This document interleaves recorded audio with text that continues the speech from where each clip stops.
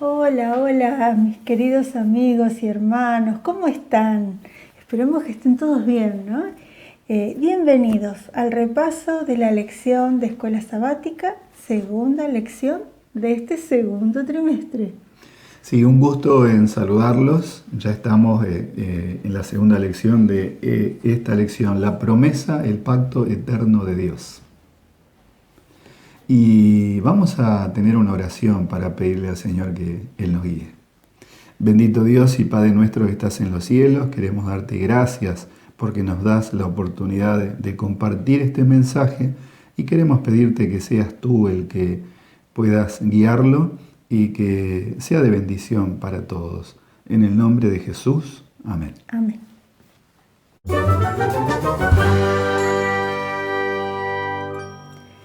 Vamos a hablar ahora acerca del TMI, todo miembro involucrado. ¿Qué tenemos para hoy? Y tenemos más de una propuesta para involucrarnos. La primera es recordar a aquellos que tienen esta tarjeta, orar para salvar. Y si no la tienen, pueden escribir en un cuaderno, en una libreta, en la agenda, en el celular. Anotar 5 personas y comenzar a orar por esas personas. Con el solo hecho de pensar en 5 amigos, familiares y comenzar a orar por ellos, ya nos estamos involucrando. Sí, y hoy vamos a ver un testimonio de alguien que comenzó a orar por algo que necesitaba y el Señor le contestó. Por lo tanto, hay respuesta del Señor cuando nosotros oramos de corazón.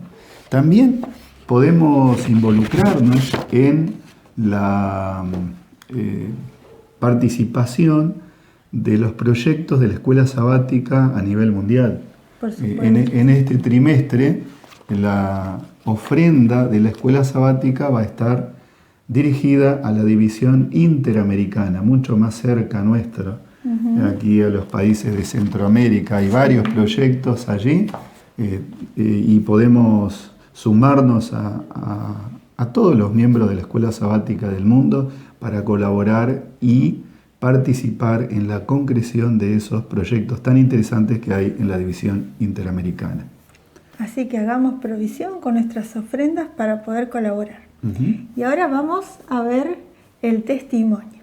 ¿Nos acompañan? Buenas tardes, mi nombre es Aide Ferreira. Quiero comentarles algo hermoso que me pasó en mi relación con el Señor, en mis oraciones con Él. Yo pertenezco a la iglesia de Villa Corina en Córdoba, pero ahora estoy paseando acá en Neuquén. Y bueno, tuve una oración de clamor al Señor, en donde yo tenía un problema con mi casa, un problema serio de vivienda, y me pasó justo que tenía que venderla, así que tuve que venderla en plena pandemia, cosa que hacía rato que venía con oración. Clamé tanto al Señor que en un momento dije, Señor, si no vendo esta casa, me hundo junto con la casa. Bueno, pasaron como 2 meses y en plena pandemia pude vender mi casa. La oración que hice fue de clamor a Él, y Él me escuchó. Así que le doy gracias al Señor porque llegó su respuesta a tiempo. Eso, muy agradecida a Él. Entonces, eso es lo que les quiero contar, que oren y clamen porque el Señor es fiel a sus promesas. Y cuando clamamos a Él, el tiempo de Él es perfecto. Vamos a continuación a realizar el repaso de la lección de Escuela Sabática, esta segunda lección del trimestre que lleva por título Conceptos básicos del pacto. La semana pasada habíamos visto cómo comenzó, digamos, la historia del mundo. Vimos que todo era perfecto, que todo era maravilloso, y bueno, se interrumpió esa perfección, ¿no? Entró el pecado, cayó el hombre en el pecado y bueno, lamentablemente terminó ese estado tan maravilloso que venía disfrutando el ser humano. Y sobre todo se cortó la relación perfecta que tenía Dios con el ser humano. Entonces, a partir de allí, ¿qué pasó? Vamos a ver ahora como en forma resumida, porque esto es como todavía introductorio a lo que vamos a ir desarrollando todo el trimestre. Sí, en el libro de Génesis habíamos leído la semana pasada, capítulo 3 de Génesis, versículo 15, que Dios le hizo una promesa a Adán y Eva. Una promesa de que iban a ser victoriosos, que iba a haber dificultad, pero allí en esa promesa Dios está estableciendo ya las pautas para un pacto. Dios inicia allí un pacto con Adán y Eva, y ese pacto va a ir a través del tiempo como destacándose con algunas personas y en la forma en que Dios lo plantea. La palabra pacto, ¿no? Viene del hebreo berit, ¿no? O sea, se ha traducido como pacto en el español. Y esta palabra también puede ser traducida como testamento, Sí. ¿no? O como última voluntad. Así que, pero esta palabra se fue usando en forma común entre las personas y se la toma como una relación entre dos personas. Pero es una palabra más profunda, también tiene que ver con lo espiritual, ¿no? Es una, como hablamos recién, de relacionamiento, ¿no? Una relación entre el hombre y Dios. Así es. El versículo de memoria tiene que ver mucho con esto del pacto, que está en Éxodo 19:5. Que dice, ahora pues, si diereis oído a mi voz y guardareis mi pacto, vosotros seréis mi especial tesoro sobre todos los pueblos, porque mía es toda la tierra. Vemos en este versículo, en el centro está la palabra pacto. Dios está haciendo una promesa y está expresando un deseo.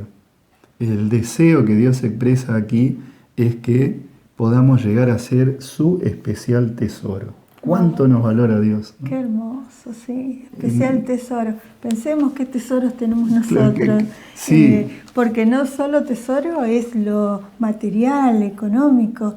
Tesoro creo que son más las personas, así como Dios hace Y esa relación. en muchas familias, muchos hogares, se escucha la frase, mi tesorito, este es mi tesoro. Y por lo general se refiere a los hijos, a los nietos también, ¿no? Ese amor tan profundo, tan sentido de un padre hacia los hijos, de un abuelo hacia sus nietos. Eso es lo que Dios está planteando aquí. Yo quiero que ustedes sean mi especial tesoro. Pero claro, Él no nos puede obligar. No. Y esto es importante tenerlo en cuenta. Él nos deja a nosotros el libre albedrío, la voluntad de elegir. De allí el pacto. Claro. ¿No? Porque el pacto tiene sus partes, podemos decir, ¿no?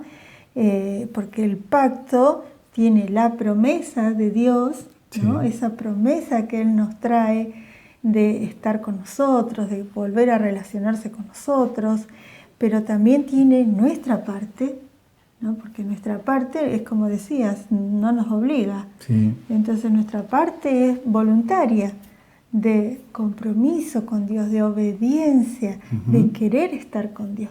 Sí. Y mencionabas la palabra berit, y una de las traducciones posibles es testamento, como decías. Y testamento, si lo llevamos a un plano práctico, un testamento es algo que yo recibo, pero que no necesariamente soy merecedor. O sea, lo recibo por voluntad de otra persona. Claro. Y es algo por lo cual yo no pagué, no hice, si se quiere, un esfuerzo, sino que lo recibo por voluntad de alguien. Claro, un regalo. Es un regalo.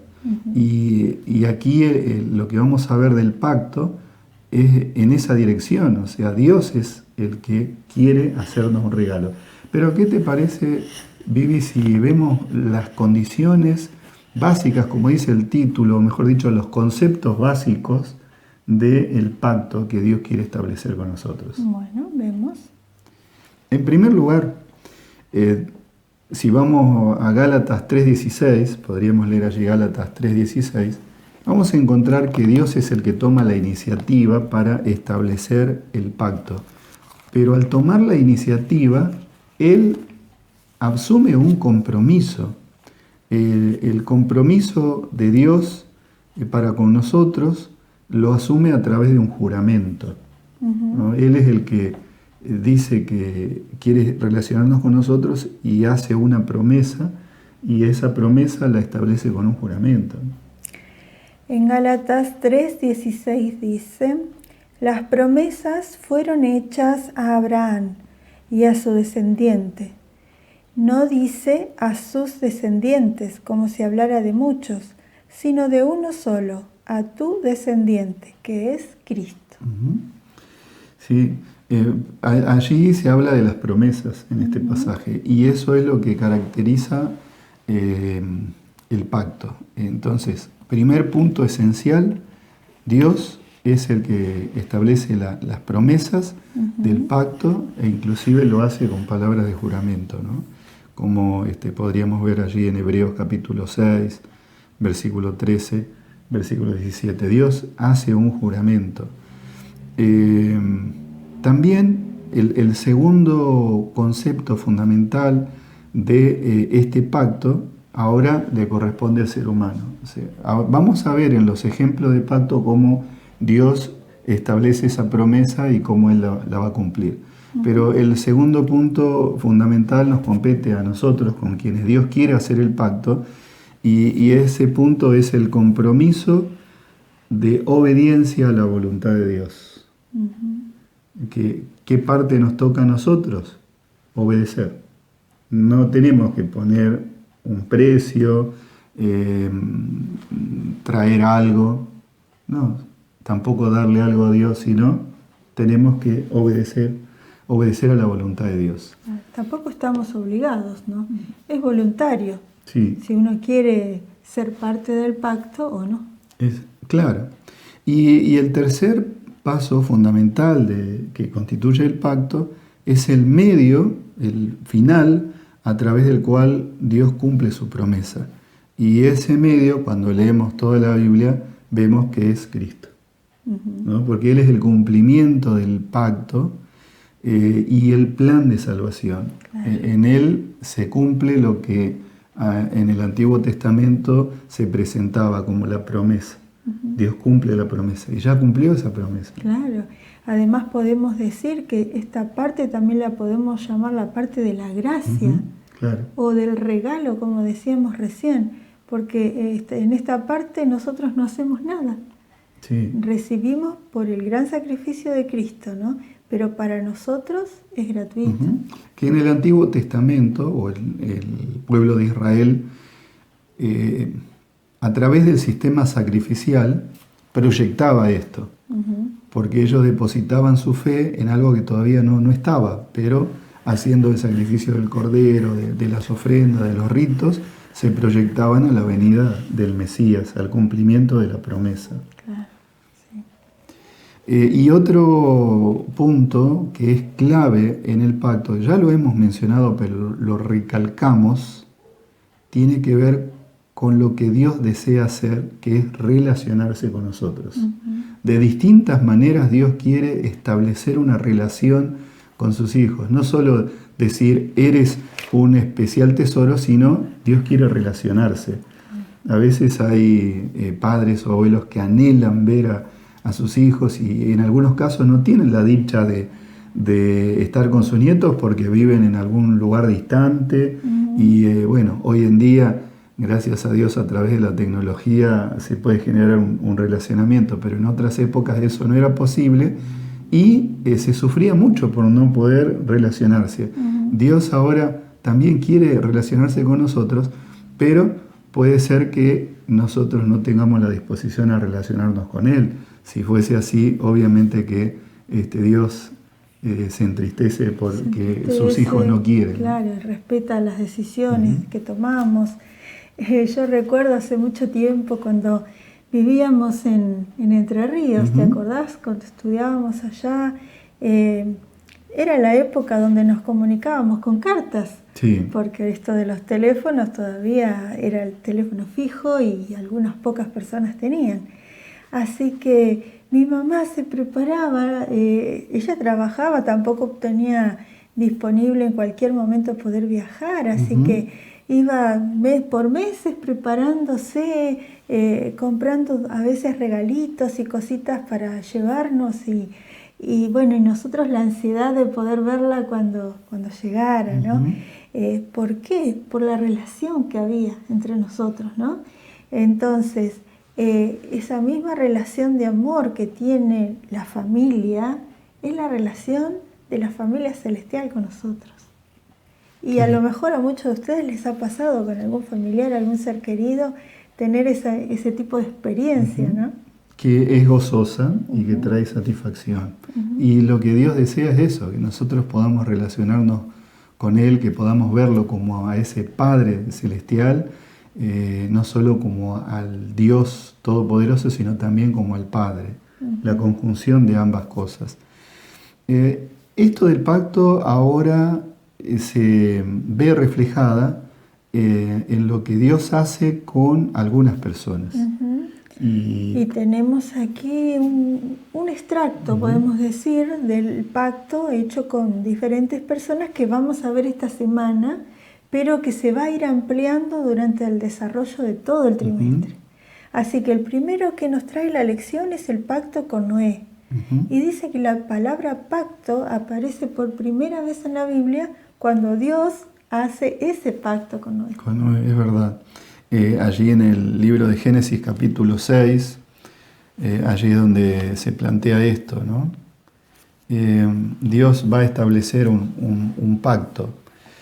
Capítulo 6 de Génesis, versículo 18, que dice lo siguiente: «Mas estableceré mi pacto contigo, y entrarás en el arca tú, tus hijos, tu mujer, y las mujeres de tus hijos contigo». Dios aquí presenta la decisión de hacer un pacto con Noé. Cuando leemos Génesis capítulo 6, vemos la razón por la cual Dios establece este pacto.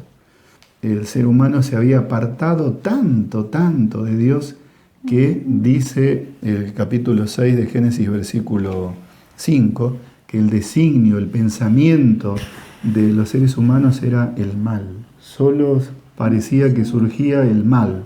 De continuo, dice. De continuo. Y entonces Dios dijo, no, esto no puede seguir así, pero le dolió en su corazón, pero Dios dijo, no voy a hacer desaparecer. Y el Génesis capítulo 6, versículos 8 y 9, el 8 especialmente, dice que Noé halló gracia delante de los ojos. O sea, Dios se gozó porque vio que había gente que todavía deseaba establecer relación con Él. Sí. Y así fue que leímos allí el versículo 18, Dios le habla a Noé para decirle que quiere hacer un pacto con Él. Y con toda su familia, no solo con Él. Sí, por eso los nombra, ¿no? Contigo, con tus hijos, con tu esposa. Como decía, seguramente Dios se habrá alegrado de encontrar a una familia y decir, bueno, vamos a renovar este pacto, que no termine acá, ¿no? Entonces vamos a continuar con este pacto. ¿Cuál es la promesa que Dios le hace a Noé? Pero antes de ir a esta pregunta, tenemos una pregunta para compartir con ustedes. En realidad esta pregunta abarca toda la temática de la semana y nos gustaría que puedan hacer su apreciación. La pregunta es la siguiente: ¿qué papel juegan nuestras fe y obras en el pacto?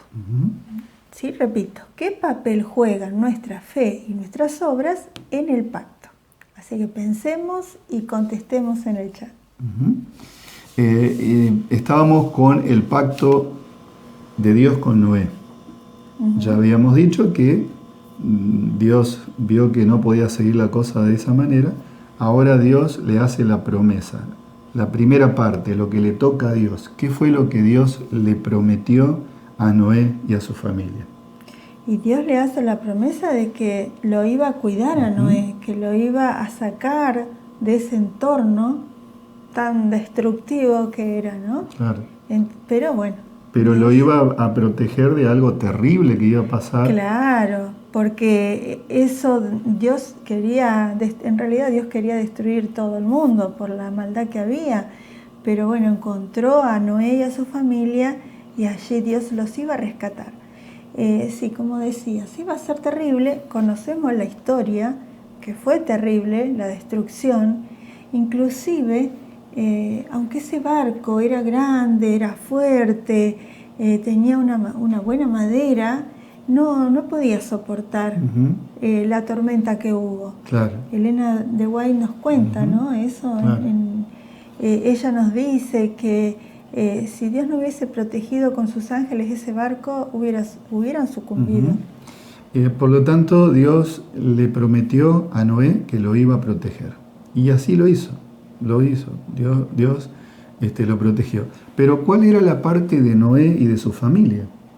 Y Dios tenía que comprometerse en hacer ese barco que los iba a rescatar, ¿no? Sí. Pero además predicar. Porque Noé tenía que comprometerse. Sí. La tarea de Noé era construir el arca. A veces el cumplimiento a la voluntad de Dios puede parecer no lógico frente a lo que vivimos, a las distintas circunstancias. Porque cuando Dios le dice a Noé que va a venir un diluvio, ¿había caído una lluvia? Nunca. No. ¿Había agua allí para que el arca que estaba construyendo pudiese flotar? No, tampoco. Entonces parece ilógico. Dios le dice a Noé, construye el arca porque va a venir un diluvio. Nunca llovió. El arca, si tomamos literalmente la palabra arca, uno tiene que pensar como en una suerte de caja, no tanto como una nave que anda en el mar. Claro. O sea, algo solamente para flotar. Para flotar. Y esa caja, el arca, está sobre la tierra, sí. Sobre un monte. ¿Y qué sentido tiene? Sin embargo, vemos aquí que Noé obedeció a Dios y comenzó a construir el arca en esas circunstancias y comenzó a predicar. ¿No? Podemos ver que las promesas de Dios se cumplen, ¿no? Dios se compromete con algo y lo cumple. Él es responsable de sus promesas. ¿Por qué digo esto? Porque Él dijo que nunca más iba a destruir la tierra con un diluvio, ¿no? Y nunca más hubo un diluvio universal. Porque podemos decir, lluvias hubo, inundaciones hubo, y las sigue habiendo, pero nunca más se produjo un diluvio universal. Sí, Génesis capítulo 9, versículo 15, dice, y me acordaré del pacto mío que hay entre mí y vosotros, y todo ser viviente de toda carne, y no habrá más diluvio de aguas para destruir toda carne. Estará el arco en las nubes, y lo veré y me acordaré del pacto perpetuo entre Dios y todo ser viviente, con toda carne que hay sobre la tierra. ¿Cuál fue la señal del cumplimiento del pacto? El arco iris, que lo vemos hasta hoy. Suele haber algunas discusiones en relación al tema del diluvio, de si fue universal. Algunos dicen no, fue regional, solo en un lugar. Pero no es posible semejante declaración, porque si hubiese sido solo en un lugar, ¿qué sentido tiene esto de que se hable de que no voy a destruir, no va a venir un diluvio? Porque el diluvio aquí tiene connotaciones sin lugar a dudas universal, que afecta a toda la tierra. Ahí está el cumplimiento del pacto. Tenemos otro pacto también registrado en la Biblia. Es el pacto con Abraham. ¿Y es un pacto diferente? ¿Es otro? Bueno, por lo que ya dijimos, el pacto es el mismo, solo que tiene como distintos matices de acuerdo al tiempo en el cual se da. Aquí Dios no quiere destruir al mundo, entonces hace este pacto con Noé, pero la intención es salvar a la humanidad. Siempre la intención es relacionarse y salvar a la humanidad. Y aquí en el pacto con Abraham vamos a ver lo mismo. En el capítulo 12 de Génesis encontramos la promesa que Dios hace, porque recordamos, ¿no? En esto de conceptos básicos del pacto hay tres ideas. Primero, lo que Dios promete. Segundo, lo que le corresponde al ser humano. Y tercero, el cumplimiento final que se cristaliza en la persona de nuestro Señor Jesús. Claro. Génesis capítulo 12, versículo 1 al 3, nos plantea el inicio de este pacto de Dios con Abraham. Dice, el Señor había dicho a Abraham, vete de tu tierra, de tu parentela y de la casa de tu padre, a la tierra que te mostraré. Y haré de ti una gran nación, te bendeciré, engrandeceré tu nombre y serás una bendición. Bendeciré a los que te bendigan y a los que te maldigan maldeciré. Y por medio de ti serán benditas todas las familias de la tierra. ¿Cuántas cosas que se mencionan aquí? Dios da una serie de promesas. Sí, Dios le promete tantas cosas. Qué lindo, qué bueno y qué bondadoso que es Dios. Porque no le dice, bueno, voy a hacer una cosa por ti, sino le dice varias cosas, ¿no? En acciones. Claro, desde hacerlo una gran nación a una persona que no tenía hijos. Recordemos que Abraham ya era grande, era mayor y no tenía hijos, pero le dice que le va a tener un descendiente, ¿no? Una gran nación, que lo va a bendecir. Claro. ¿Quién no quiere ser bendecido por Dios?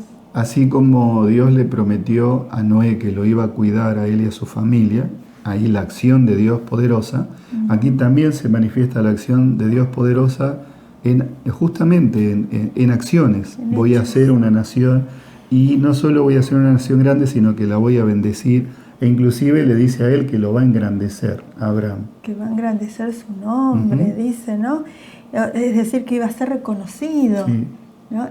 Y además Abraham, si vemos en la historia, es reconocido hasta por personas de otras religiones que lo consideran un gran padre, inclusive de la fe, como dice la Biblia, ¿no?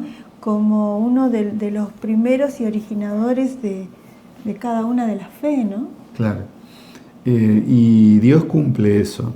Le dice que Él va a ser bendición. Y bueno, eso se cumplió. Pero también se manifiesta el interés de Dios de relacionarse con Él. Eso queda como marcado, ¿no? En otros capítulos encontramos esto. Dios le dice a Abraham que va a hacer eso, pero se muestra el interés que Él tiene de relacionarse. Por ejemplo, en Génesis capítulo 17, versículo 2, dice, y pondré mi pacto entre mí y ti, y te multiplicaré en gran manera. Dios busca estar en comunión con Él, en relacionarse. Dios le habla a Abraham en el capítulo 15 de Génesis. También encontramos esto, versículo 4, luego vino a él palabra de Jehová diciendo, no te heredará sino un hijo tuyo será el que te heredará. Y lo llevó fuera y le dijo, mira ahora los cielos y cuenta las estrellas, si las puede contar, y le dijo, así será tu descendencia. ¿No? Dios le hace promesas, pero en esas promesas está la intención de ser parte, como decir, yo quiero ser parte de la familia. Claro, qué lindo que es tener a Dios en nuestra familia, ¿no? Sí. Que Dios sea parte de nuestra familia, y es posible. Claro, Dios le dio todas estas promesas a Abraham y por supuesto que las cumplió, pero Abraham tenía su parte. ¿Cuál era la parte de Abraham? Comenzando por donde, cuando Dios le hace la promesa, donde él estaba, ¿no? Porque él estaba viviendo cómodamente, podemos decir, en un lugar donde él tenía muchas riquezas, pero que Dios ahí le pide su parte. le pide que se vaya de esa tierra, ¿no? Que se vaya de Ur a otro lugar que yo te mostraré, le dice, inclusive no le dice a dónde iba a ir. También esto parece como extraño. Dios le hace una promesa y le dice, ahora tenés que irte al desierto. ¿Y cómo voy a cumplir o ver cumplida esa promesa en el desierto? Y como decía, ellos no tenían hijos, ni siquiera eso. Sin embargo, Génesis capítulo 15, versículo 6, dice, y creyó a Jehová y le fue contado por justicia. ¿Qué implica esto que dice aquí, que creyó a Jehová? ¿Es solo, sí, yo le creo a Dios? No. Implica que Abraham preparó sus mochilas, claro, preparó sus enseres, preparó sus animales y salió de aquel lugar y se fue. Preparó su gente. Preparó su gente. Porque también hay que convencer a la familia, ¿no? Claro. Para irse a otras tierras. Esto me hace acordar un poco a lo que pasamos a veces las familias pastorales, ¿no? Que se nos dan otros destinos, otros lugares para ir a trabajar y no conocemos los lugares. Claro. No es desconocido como le pasó a Abraham, por supuesto. Están en los mapas o vemos fotos o hemos pasado por esos lugares. Pero hay que irse a vivir a otro lugar. Por supuesto que para él ha sido muy, muy difícil, pero cuestan las mudanzas, no es tan fácil. Y también para la familia. Así que Abraham seguramente que habrá tenido que hacer su trabajo allí, un tiempo con su familia, presentarles el plan de Dios y también creo que todos eran creyentes, ¿no? Porque obedecer a la voz de Dios requiere también conocerlo. Claro.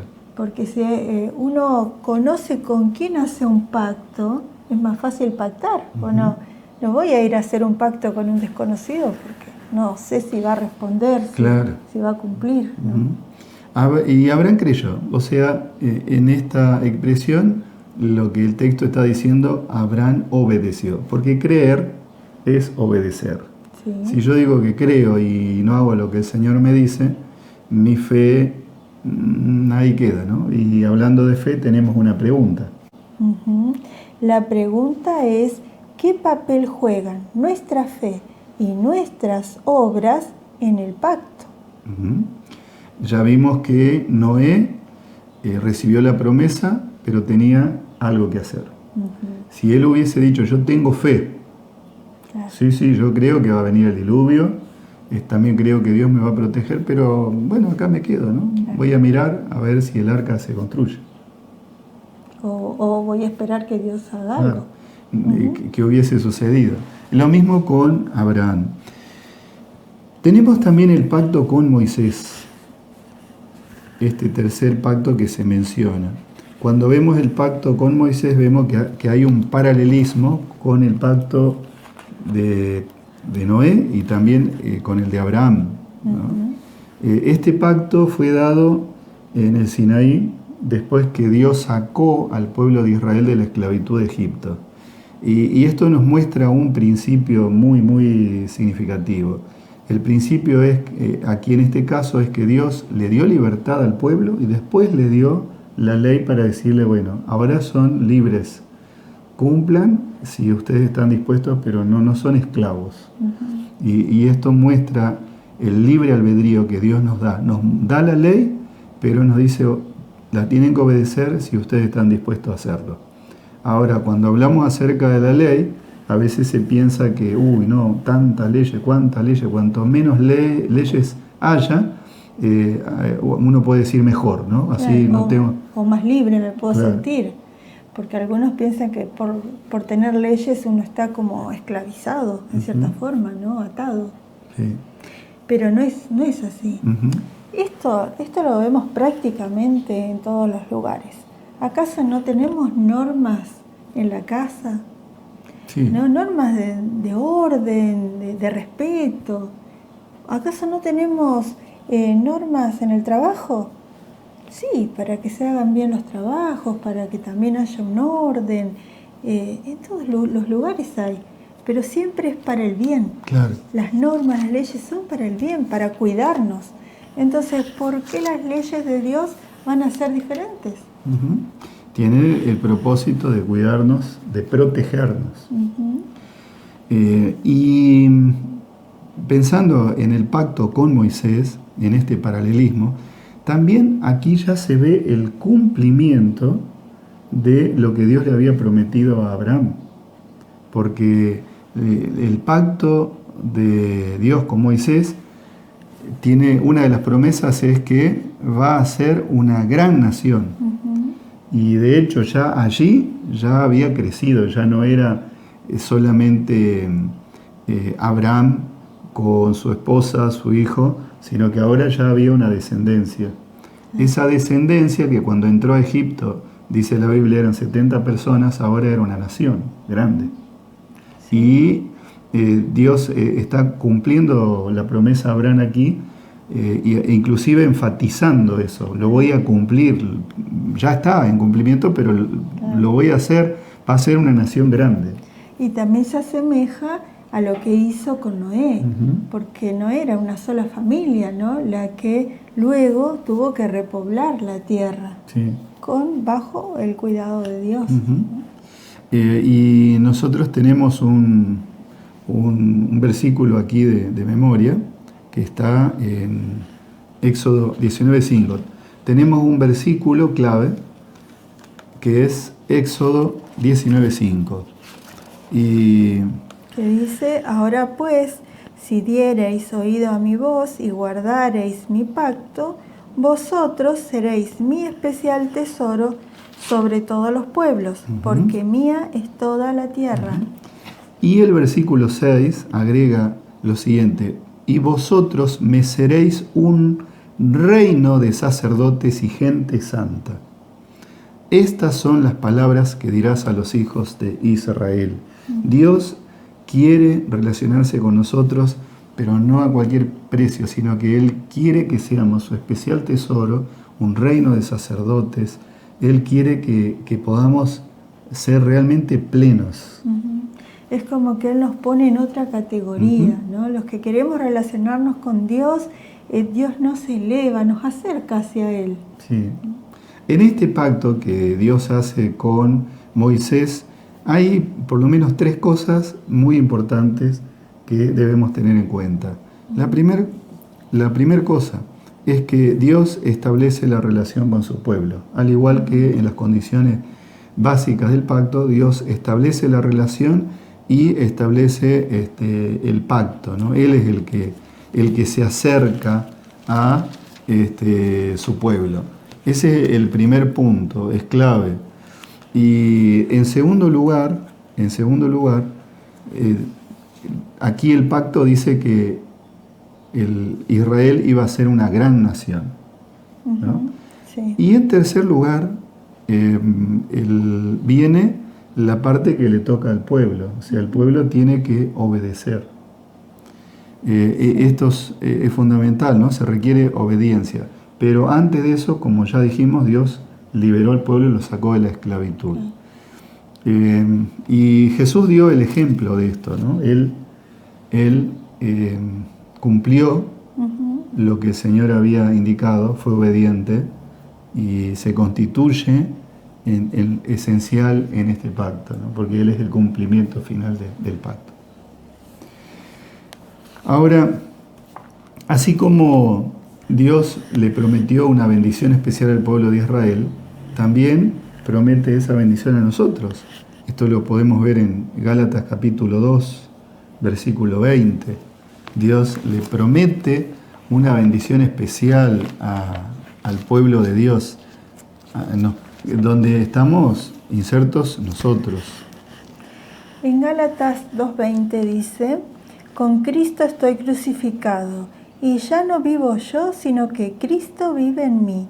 Y lo que ahora vivo en la carne, lo vivo por la fe en el Hijo de Dios, quien me amó y se entregó a sí mismo por mí. Uh-huh. Ahí está otra vez la acción de Dios, esa promesa que Dios le había hecho al pueblo de Israel de que Él los iba a acompañar y que los iba a bendecir, que los iba a salvar. ahora Pablo dice, esto es real y es personal y es para mí. Y hablando de personal y de para mí, podemos ir a lo que dice Jeremías capítulo 31, porque Jeremías va a hablar acerca de un nuevo pacto. ¿Y por qué un nuevo pacto? Vamos a estudiar más detenidamente este asunto en una de las lecciones de la semana. Pero ¿por qué un nuevo pacto? En Jeremías leemos capítulo 31, versículos 31 al 33. Vienen días, dice el Señor, en que haré un nuevo pacto con la casa de Jacob y de Judá, no como el pacto que hice con sus padres el día que tomé su mano para sacarlos de Egipto, porque ellos invalidaron mi pacto, aunque fui un esposo para ellos. Este es el pacto que haré con Israel después de aquellos días, dice el Señor. Pondré mi ley en sus mentes y la escribiré en sus corazones, y seré su Dios y ellos serán mi pueblo. Y en el versículo 34 dice, no enseñarán más ninguno a su prójimo ni ninguno a su hermano, diciendo, conoce a Jehová, porque todos me conocerán. ¿Por qué nuevo pacto? Pongamos el contexto. Jeremías está hablando acerca del pueblo que sale del exilio, que va a salir del exilio. Dios le dice, ahora voy a hacer un nuevo pacto. ¿Por qué nuevo pacto? Porque el pueblo de Israel había quebrado el pacto anterior. Dios le había dicho que tenía que ser obediente e Israel desobedeció. Entonces el pacto se quebró allí. El pueblo fue cautivo, pero así como pasó en el caso del diluvio, donde la gente también se apartó de tal manera de Dios que su pensamiento era de continuo el mal. Sin embargo, Dios quiso preservar a la humanidad y dijo, no, a ver, ¿quién está aquí? Y apareció Noé. Ahora también en la cautividad hubo gente que se mantuvo fiel a Dios. Y por esa gente Dios dice, voy a hacer un nuevo pacto. Voy a renovar, en otras palabras diríamos, voy a renovar. Dios dice, voy a renovar el pacto. Entonces no quiere decir que hay un pacto diferente. Claro. El pacto es el mismo, pero como decís, renovado. Porque por ahí se malentiende, hay personas que piensan que es un pacto diferente, ¿no? Claro, es el mismo pacto, pero Dios lo renueva, por eso es nuevo. Porque el que quebró el pacto fue el pueblo, pero ahora Dios dice, no lo voy a dejar aquí, sino que voy a hacer un nuevo pacto. Y en este nuevo pacto aparecen estas cosas, de que voy a escribir en tu corazón la ley. Es un pacto donde se manifiesta plenamente la gracia. No es el hombre que por sus obras alcanza la salvación, sino es por la gracia de Jesús. Esto también se ve reflejado en el pacto con Noé, en el pacto con Abraham, en el pacto con Moisés. También siempre la salvación fue por la gracia, pero el hombre quebró su parte, pero Dios sigue manteniendo su promesa y ahora ratifica esto, la salvación sigue siendo por gracia. Pero y acá vemos que la ley siempre está presente. No es que porque haya un nuevo pacto la ley no esté presente, la ley está presente. Dice que en los corazones, eso habrá querido también Dios hacerlo, por ejemplo, con Moisés, con el pueblo. O sea, fue diferente en ese aspecto, pero los elementos del pacto son los mismos. Son los mismos. La palabra que me llama la atención en el versículo 34 aquí de Jeremías 31, versículo 34, es la palabra, el pueblo ahora, cada hermano, conoce a Jehová, porque todos me conocerán.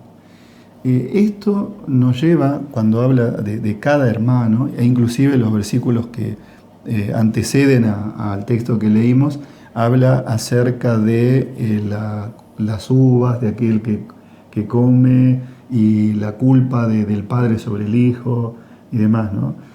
Como diciendo que cada uno va a llevar su culpa. No voy a arrastrar las culpas de otros, sino que finalmente cada uno sufre las consecuencias de lo que vive. Quiere decir que este pacto que Dios establece lo hace con su pueblo, pero aquí también queda evidenciado que el pacto de Dios puede ser personal con cada uno de nosotros. Claro. Nosotros somos los que podemos responder positivamente a ese pacto que Dios quiere hacer, porque ahora este pacto se extiende no solo a una nación, sino que va a involucrar a todos los que estén dispuestos a creer y a hacer la voluntad de Dios, ¿no? Creo que esto es bueno, que sea personal, Ujú. porque el pueblo de Israel, el pacto era con el pueblo, y bueno, había personas fieles, otras no. El pueblo iba a llegar a ser, a perderse, digamos, porque había algunos infieles. Pero Jesús nos dice, ¿no? Esto de que esté en el corazón, lo hace más personal. Sí. Entonces es esa posibilidad también que nos da de tener un pacto con Dios, no importa lo que suceda alrededor. Y volviendo a la palabra conocer, que todos conocerán a Dios, qué importante es esto. No podemos mantener el pacto con Dios si no lo conocemos, porque como ya hemos enfatizado, el sentido del pacto tiene que ver con el relacionamiento. Dios quiere relacionarse con su pueblo, Dios quiere relacionarse con nosotros, y si nosotros no lo conocemos, ¿cómo nos vamos a relacionar con Él? Cuanto más nos relacionamos con una persona, más la conocemos, más sabemos cómo es y más podemos llegar a amarla. De la misma manera, cuando yo más conozco a Dios, más voy a querer relacionarme con Él, porque voy a entender lo que Él hizo y hace por nosotros y lo que va a hacer por nosotros. La pregunta sería, ¿cómo hago para conocer a Dios? Así es. Preguntarnos y buscar esa respuesta y ponerlo en práctica, ¿no? Cuando uno ama, cuando uno desea, busca esa relación, ¿no? Desea estar juntos, desea saber más de esa persona, busca, investiga quién es esa persona, ¿no? Así que, así como lo hacemos nosotros, por amistades o por alguna necesidad, ¿cómo no más hacerlo con Dios? Claro. ¿No? Dios nuestro Padre Celestial. Y vamos a conocer a Dios a través de su palabra, a través de la meditación en la palabra de Dios, a través de la oración sentida. Cuando nosotros oramos, abrimos todo nuestro corazón delante de Dios y le hablamos a Él como un amigo. Allí vamos estableciendo ese relacionamiento y vamos conociendo más a Dios, porque en el Nuevo Testamento, sobre todo, cuando se habla de conocer a Dios, el sentido es relacionarse con Dios. Y el relacionamiento con Dios se logra a través de esto, ¿no? Estudio de la palabra, a través de la oración, a través de la alabanza, a través del servicio. De esa manera nos relacionamos con Dios. Claro, no tiene que ser algo mecánico, ¿no? Tiene que ser algo real, algo verdadero, que nosotros sintamos, ¿no? Esa necesidad de estar con Dios. Entonces, porque sabemos que Dios tiene pueblo, como a veces decimos, en todos lados, ¿no? Y Dios conoce los corazones. Dios sabe quiénes son esas personas que realmente lo buscan, ¿no? Que lo buscan de corazón y que tienen también la ley de Dios en su corazón. Amén. Estamos llegando al final del repaso de nuestra lección de esta semana, y tenemos allí una declaración muy interesante. En el deseado de todas las gentes, página 296, nos dice: el yugo que nos une al servicio es la ley de Dios. La gran ley de amor revelada en el Edén, proclamada en el Sinaí y en el nuevo pacto escrita en el corazón, es la que liga al obrero humano a la voluntad de Dios. Si fuésemos dejados para seguir nuestras propias inclinaciones, para ir simplemente a donde nos condujera nuestra voluntad, caeríamos en las filas de Satanás y llegaríamos a poseer sus atributos. Por lo tanto, Dios nos encierra en su voluntad, que es superior y noble y elevadora.